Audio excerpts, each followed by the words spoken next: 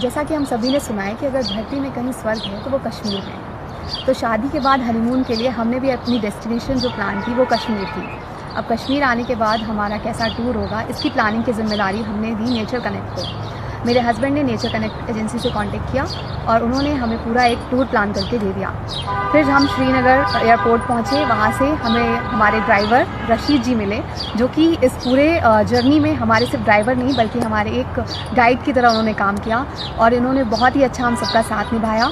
और श्रीनगर से सोनमर्ग गुलमर्ग होते हुए हम पहुँचे पहलगाम में हमारी इस जर्नी ख़त्म हुई। लेकिन इस पूरी जर्नी में हमारा नेचर कनेक्ट ने बहुत ही अच्छी जर्नी ऑर्गेनाइज़ करवाई। हर स्टे बहुत ही अच्छे थे, हमें बहुत ही अच्छा खाना भी मिला और हमने अपने हनीमून को बहुत ही अच्छा एंजॉय किया। Thank you nature connect.